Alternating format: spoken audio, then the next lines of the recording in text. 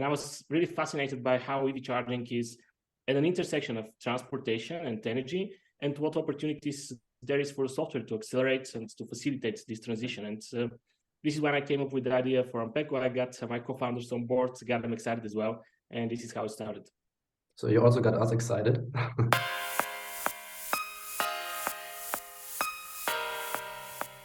Hi, Orlin. Thanks for taking the time today. How are you feeling? Well, I feel great, Fabian. Today is when we finally announced our Series A funding round, so I'm very excited. Yes, this is a great milestone for AMPECO. Congrats, though. I want to take this opportunity to introduce you to everybody, and maybe we'll also talk a little bit more about mobility in general, given there is so much going on currently. What do you think? I would love to. Let's do it. Then, first of all, Orlin, I would say please tell us very quickly what AMPECO actually does. So, well, at AMPECO, what we do is we develop a platform which is used by EV charging operators, so EV charging networks, to run their business and to offer EV charging services to EV drivers and to B2B customers. It's a cloud solution, so it's software. It's a cloud solution that deals with the hardware management, the monitoring and remote control of the charging stations. It also deals with tariffs management, tracking the costs, handling payments, billing, and even has energy management components and allows the operators to offer grid services. So in short, I would say it's an all-in-one operating system for the business of charge point operators. I guess we can even go into more details later. But first of all, maybe you can tell us very quickly why you actually why did you start AMPECO and what was your motivation? Well, I've been a fan of electric vehicles for a while, even before AMPECO. In 2010, I co-founded a company where we had the intention to do conversions of regular cars to electric. And while as a business it didn't work out, so we had to pivot eventually into something else. This is when I was introduced to electric cars.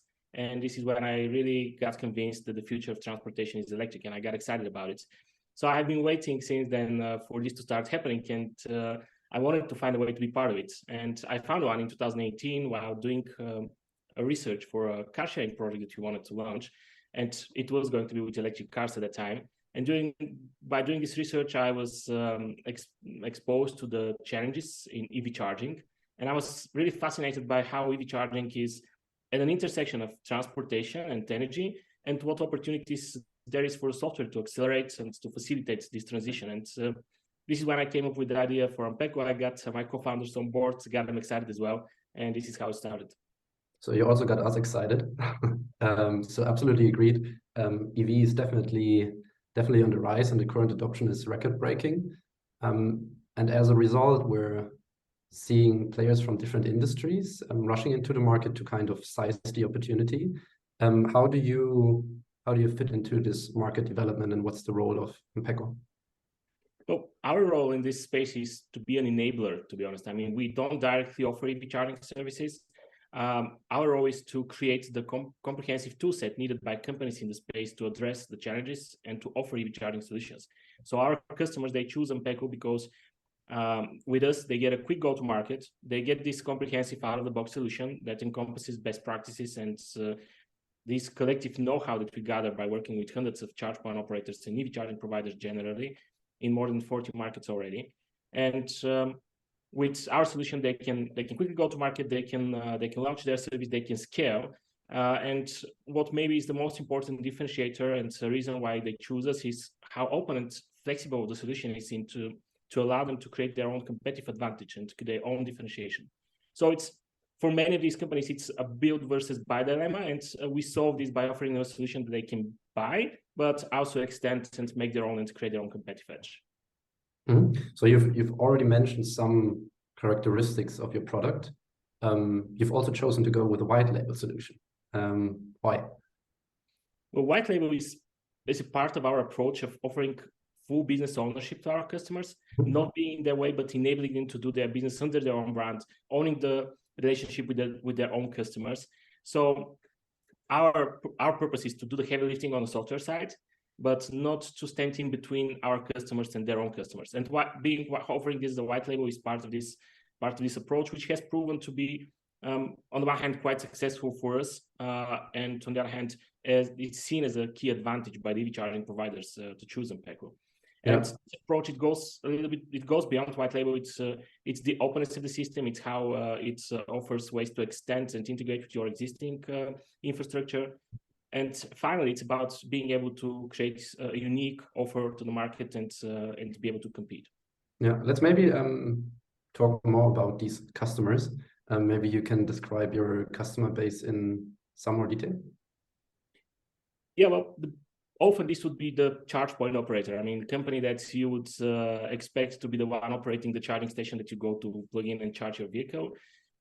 So charge point operators, EV charging networks, these are the companies that run these networks, and they would utilize our software solution to be able to control the hardware, to do the maintenance, the rollout of their network, but also to create the billing, the tariff management, and so on for their users.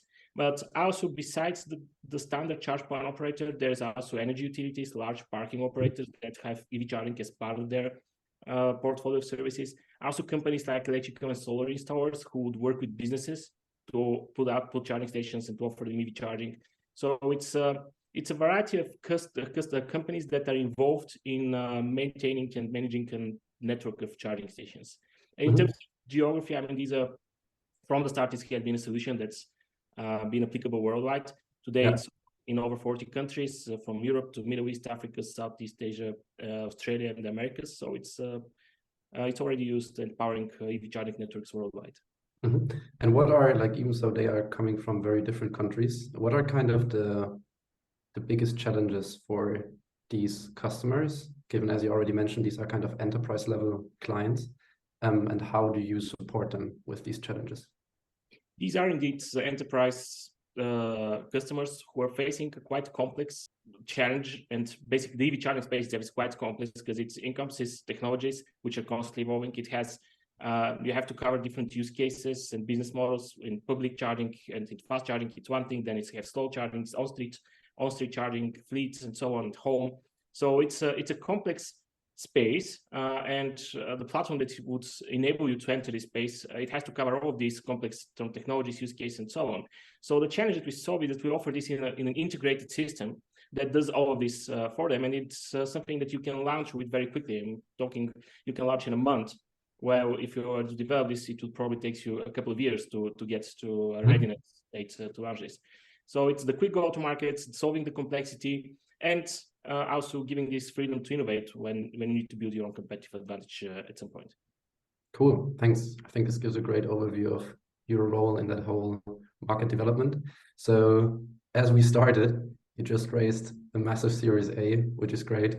What's next for AMPECO? So what are kind of the biggest milestones for this and the next year? Well, on the business side, I would say a significant milestone for us is securing a strong foothold in the US market. We already have presence there, and we have customers in the US, but now we have also the resources to build on-site teams and to further develop also our product to address the use cases and the specifics in different states. So US market, this is one important milestone for us to get this strong foothold there.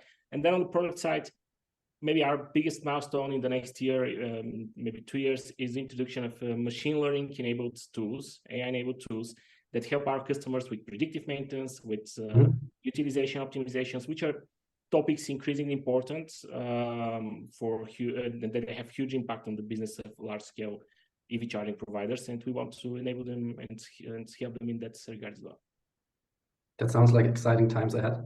Orlin, we as Cavalry are more than happy to being part of this journey, and we're looking forward to working with you over the next years as well. So thank you for taking the time today.